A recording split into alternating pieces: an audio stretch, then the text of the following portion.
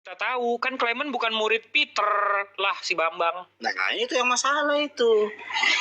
Nah sekarang apa hubungannya Theophilus dengan Clemens? Cari bukti sejarahnya. Kenapa Lukas melaporkan Injil itu ke Theophilus? Apa hubungan Theophilus dengan Clemens? Cari sejarahnya. Kan begitu, nanti saya bicara begini lagi, dikira lagi saya hoax, asumsi. Padahal semua saya bicara itu ada bukti-bukti fisiknya. Enggak, dari bukunya aja.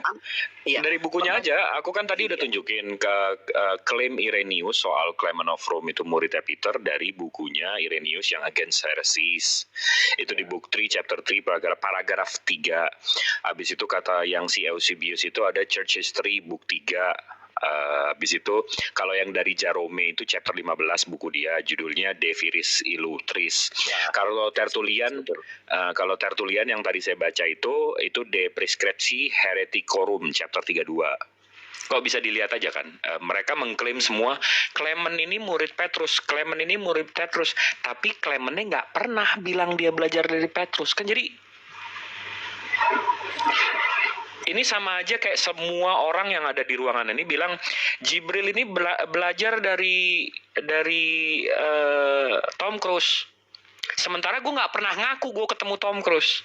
Sahih nggak kira-kira apa yang gue bilang? Apa yang kalian bilang? Itu yang masalah. Sementara sejarahnya Bang, Simon Petrus itu tidak pernah berhubungan dengan budaya Roma. Dia cuma nyampe di Turki, Antioquia. Itu cerita sejarah.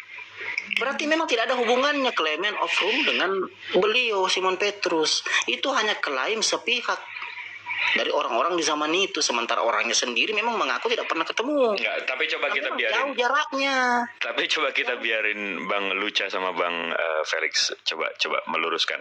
Silakan Bang Felix, mungkin ada sedikit lah. Soalnya Luca ini udah goyang ini, Bang Felix udah goyang dia. Silakan. Masalahnya mereka ngerti enggak siapa Clement of Rome itu? Mengerti enggak? Jadi pendekatan historis dengan pakan itu ya.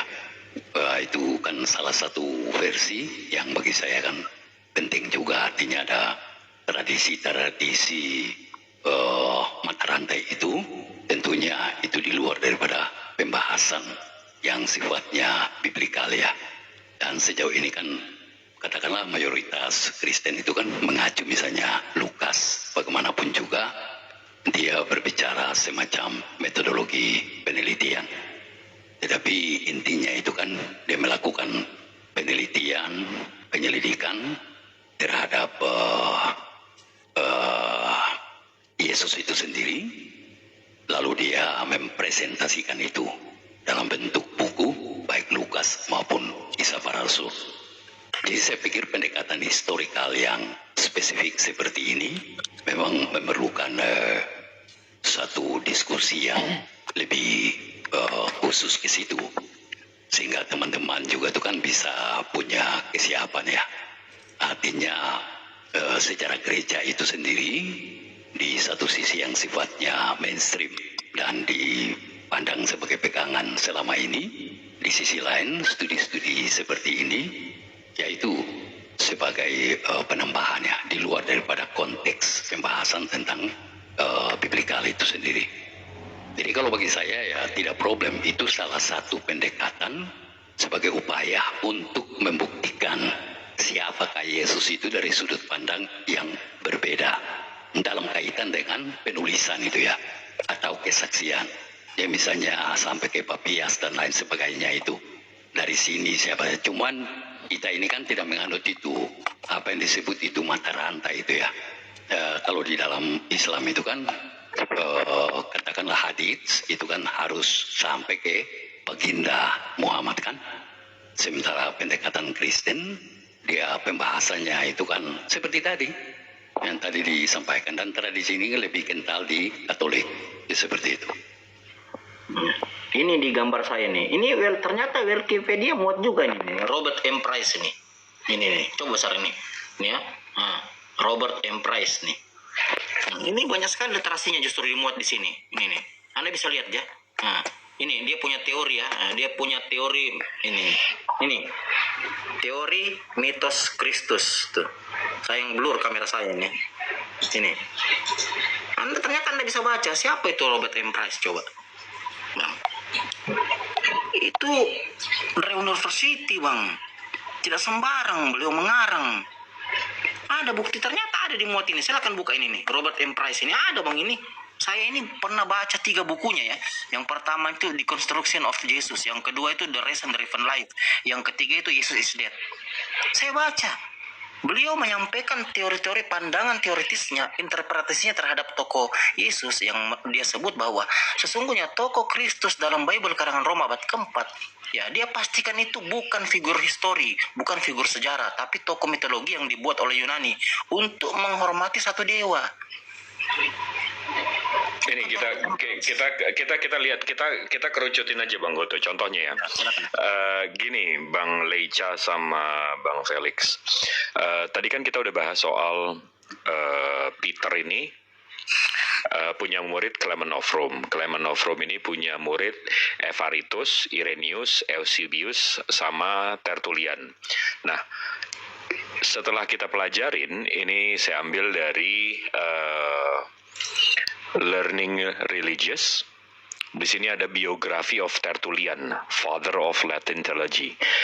Jadi ini Tertullian, dia itu bapak Tritunggal. Dia yang pertama mencetuskan ide Tritunggal di dalam kekristenan. Nah, nama aslinya itu Quintus Septimus Florens Tertullianus. Dia lahir itu di 145 dan dia meninggal di 220. Nah, bapaknya itu bisa dibilang, and his father may have been a Roman centurion. Roman centurion itu pasukan Roma. Nah, bisa kita lihat di sini dia lahir di Kartago, tapi habis itu dia ke Roma. Nah, setelah kita tahu sebelum Tertullian masuk Kristen, kan bapaknya agama Roma nih berarti ya, dari lahir ya. Penyembah berhala. Nah, tapi sebelum dia masuk Kristen, karena di tulisan ini dia masuk Kristen tuh di umur 40-50-an, di tahun 200. Di abad 2 ketiga. Nah, di Roma waktu itu ketuhanannya itu Kapitolin Triad. Kapitolin Triad ini Jupiter, Minerva, sama Juno. Nah, bisa dilihat di sini. In the center of sculptures of the King of Gods, Raja segala raja, Jupiter, istrinya Juno, and the queen sits on his left and his daughter Minerva. Ingat ya ini, Minerva ini the goddess of wisdom.